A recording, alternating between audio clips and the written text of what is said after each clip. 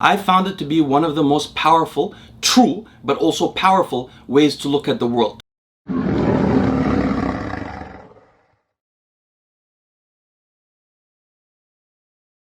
Good afternoon, friends. In this video, I'm going to tell you why I love to fail. But before I do, please subscribe to the channel if you're not already, like the video, and comment on the video to help the channel's growth. Now let's get started. This is a weird video to make. I like failure. But I've never heard anyone say that before, and I want to tell you why I like failure and why you should too. The reason I thought to make this video, usually I don't make opinionated videos, is because I happened to make one a few days ago about how I regard the feelings of sadness. And it had a good response, and I very much enjoyed reading your comments on that video. So here, because of some of the comments on that video, I thought to mention my attitude toward failure, because I think it's valuable and I think it's true. Let me tell you how I think of failure. I love failure because of two reasons. When you fail in doing something, that's evidence that you're doing something you don't know how to do or you're unable to do. In fact, failure is a mark of someone trying to achieve something that they can't. In fact, seeing failure in your life means that you've tried to do things that you can't. And trying to do things that you can't is necessary to develop in your brain. I learned this in undergrad when I was studying cognitive psychology, maybe when I was 19 years old.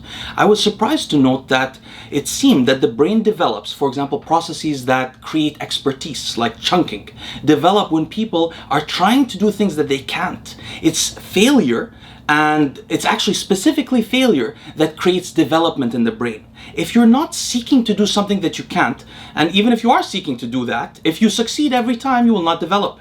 You have to encounter failure for your brain to change and develop, for you to adapt and actually become more capable at what you're trying to do. Second, a necessary part of us facing failure is the fact that we know we failed.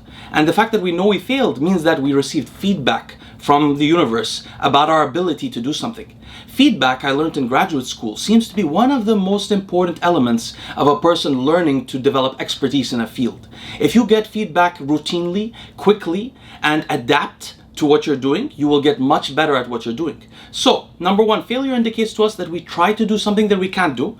And second, failure is a signal to us, a feedback signal that we should use to change how we're trying to succeed at that first thing. So, as long as you have a positive relationship with yourself and with failure, when you see failure, you realize it's a glad tiding, not a gloomy, horrible indication of your future. Failure is a good thing. If you have that positive relationship with failure and with yourself. And second, the second important condition, if you change something about how you're approaching that task that you failed at each time you fail. If you don't change, you keep doing the same thing, failure may actually in the end hurt your ego and hurt your self-esteem in the long term, because you may continue to not do well. But if you change and regard failure positively, you'll find that it could be one of your best friends and one of your most useful assets in your life. Unfortunately, it's a bit toward the end of my day and I'm not speaking too well. I feel like I'm not really describing what I'm trying to say properly. Let me put it to you this way. Fear of failure, something that many of you may have felt before, and I certainly have.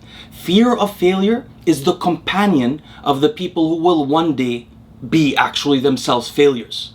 On the other hand, failure itself is the companion of those who will one day be victorious. So to conclude this short video, I believe that one should crave failure. We should seek out failure, and we should see it as a blessing and a sign of glad tidings for our future.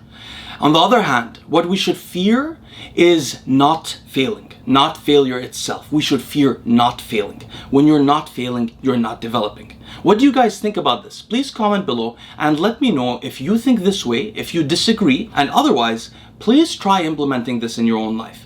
I found it to be one of the most powerful, true, but also powerful ways to look at the world. It's enabled me to do a lot of things that I couldn't do otherwise, because I was naturally born with a fear of failure. Maybe not naturally, maybe it was cultural, but I used to have a fear of failure, and I turned that into something that I love, a positive relationship with failing. Anyway, friends, I look forward to seeing you again tomorrow morning.